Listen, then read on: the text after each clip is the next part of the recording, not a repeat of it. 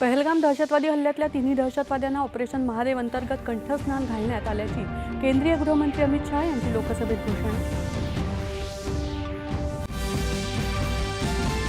Operation सिंधूच्या माध्यमातून केवळ दहशतवादीच नव्हे तर दहशतवाद्यांच्या पोशिंद्यांना चोख उत्तर दिल्याची केंद्रीय गृहमंत्र्यांची ऑपरेशन सिंधूरवरच्या चर्चेत स्पष्टोक्ती। ऑपरेशन सिंधूरनं पाकिस्तानचा खरा दहशतवादी चेहरा जगासमोर उघडा पाडल्याचा अमित शहा यांचा घणाघात।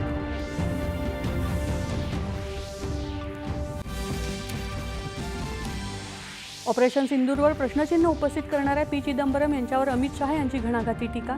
दहशतवादी पाकिस्तानला क्लीन चिट देण्याचं षडयंत्र असल्याचा आरोप।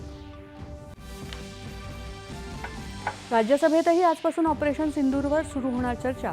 राज्यसभेत संरक्षण मंत्र्यांकडून होणार चर्चेला प्रारंभ। 16 तास चर्चा अपेक्षित।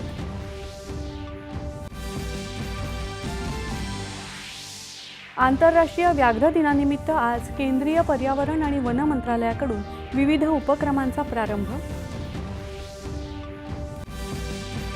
आणि फिडे बुद्धिबळ महिला विश्वचषक स्पर्धेत भारताची दिव्या देशमुख ठरली विश्वविजेती।